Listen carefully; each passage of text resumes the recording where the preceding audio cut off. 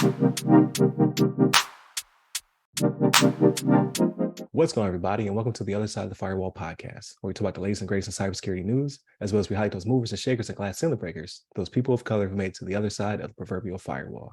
My name is Ryan Williams, and this week, the second week of our special guest, Chris Abacon, joins me. How are you doing? I'm doing well today, Ryan. Yourself?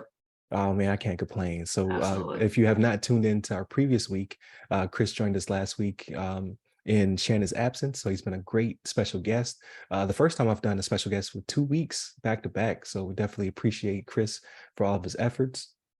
And we want to jump right into the story. So this is breaking news, right? So this one comes from ABC News. It's written by Pat Robe from the Associated Press. The title of the article is "A Cyber Attack Has Disrupted Hospitals and Healthcare in Several States." So in Manchester, Connecticut, a cyber attack has affected computers at hospitals in multiple states. Well, so not just Connecticut, but this one comes out of Connecticut, the article, forcing some emergency rooms to close and ambulances to be diverted. So what do you think about this, Chris? I really think that the healthcare industry specifically is very susceptible to cyber attacks because one of its inherently caring nature, and two, at the end of the article, they specifically state that the attack surface of a hospital system, hospital group, it's very large, right? You've got clinics, satellite clinics with like main hospital branches, right? And I was just thinking about it as I was reading the article. How many times you go into the doctor's office, right? And there's just a computer just sitting there, right? And you'd be left alone with that computer, right? So if that asset isn't fully secured, it has the data loss prevention technology, somebody could just plug in a USB drive, upload a virus or some kind of worm into it, right? So I think that there's a lot of ways in which somebody with a malicious intent could do damage to a hospital system. I definitely think that there might, at the heart of it, right? It's not the first thing on a practitioner or a healthcare practitioner's mind. Cybersecurity is, hey, how can I help the patient, right? And security, honestly, is kind of the opposite side of the spectrum. We're more, discerning. We're trying to see, hey, how is this guy or gal trying to get something out of us? And the human aspect of it, there's a lot of potential attack vectors, right? But I definitely think that the hospital systems throughout the country and throughout the world definitely need to take a hard look at their own cybersecurity practices and see where they can find the gaps and address those as needed. Yeah, absolutely. So I want to say it was, I mean, I can't remember how long ago it was, but I remember WannaCry, right? That was Yeah, that's the right. National Health Service, right? So in NHS, they had computers that were like Windows 95, Windows XP. I always say Millennial Edition, the ME, right? That's when I joined the military back in That's great. 2003. I think that was very short run. Mhm. But it is very expensive, and it is a lot of work to upgrade your systems, but you can't just let it go, right? So I don't know what happened in this respect just yet, so they're still looking into it. So these were hospitals run by Prospect, and Prospect is out of, I think the list was Texas, California, I think they're Connecticut, Connecticut Rhode Island, based. and Yeah. Pennsylvania. Yeah, so they have a wide assortment of hospitals. Right now, the FBI has jumped into it. The White House has released a statement saying that the National Security Council was aware of it and tracking. So this one has received very big attention because we don't want a WannaCry situation here in the States, obviously, where it took down NHS for a very long period of time. It was a ransomware attack at that time. So it was one of the most sophisticated and one of the largest in the world when it did happen. So we're very sensitive to that type of situation.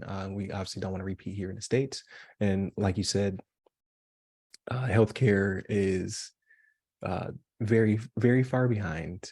It seems anyway, because I see a lot of these different articles pop up. This one just so happened to be within our window when we start to collect our, our shows for the week and what have you.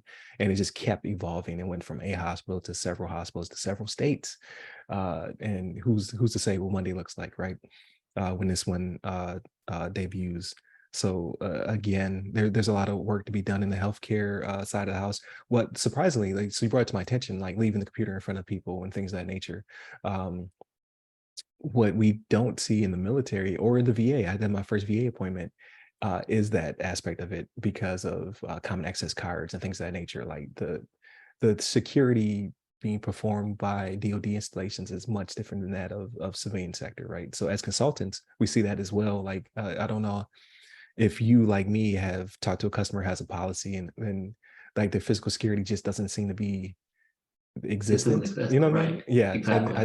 I think that's a lot of our bias as well, because I'm just like, where are Mm. your cipher locks and you're this and you're that. And then I'm thinking of like a TS facility. Right. We're And so they're used like, to no, we working in don't, we don't, skips. we don't do that. Yeah.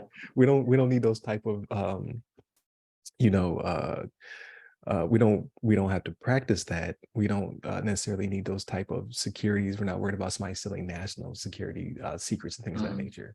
But there's a balance there. So I do my best to not belittle, right? Because again, like they don't need to have skiff like levels of protection. But at the same time, like who's protecting your server farm? Like, do you just have one key that you're just handing out? Like, do you have a visitor log? Do you have CCTV? Like, what are your security measures? You have a person at the front desk, and you talk to some people who don't have any of the above. They just never thought about that. They don't have to. They never thought that it was necessary. But then when you start to go dig into their policy, you're like, well, you do this exceptionally well, and then you're missing these things just because of trust and things of that nature, right? Um, Not to say that that's the same thing happening here on the healthcare side, because I think that they are becoming more restrictive because of the WannaCries and things of that nature.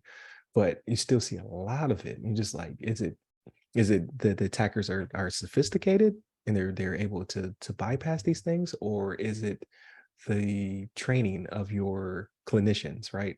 Like I understand they have to be rock stars when it comes to the practice of saving lives, but are they actually, are they just clicking through the CBT, or are they actually paying attention?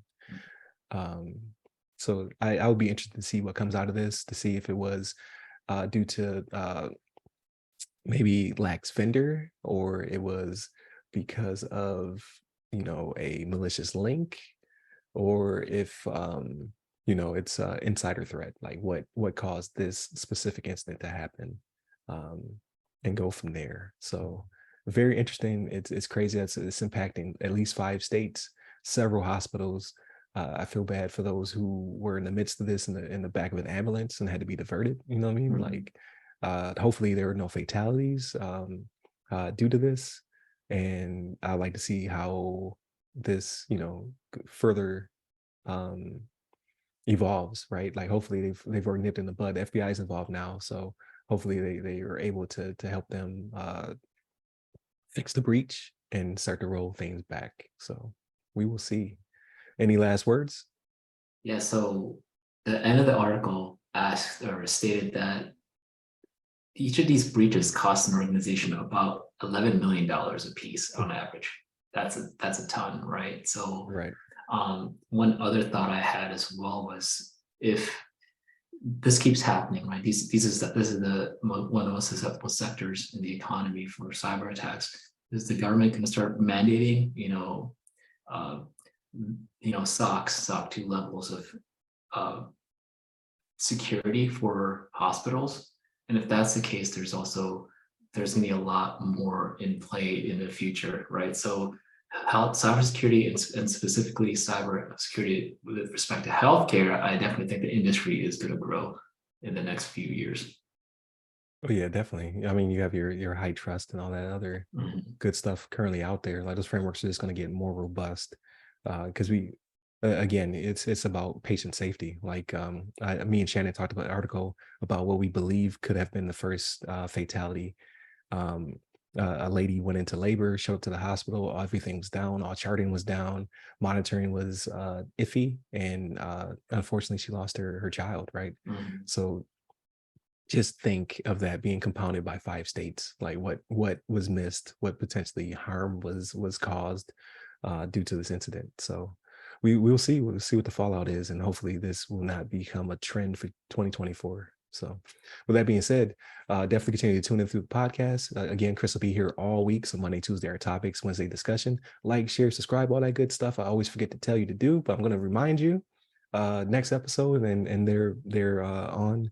And then hit us up all the websites that go by our name. You can hit me up personally. I'm at RY Security Guy. That's RY Security Guy. I'm on LinkedIn, Clubhouse, Twitter, and Threads, but not really, because is anybody really on Threads? And you, Abacon?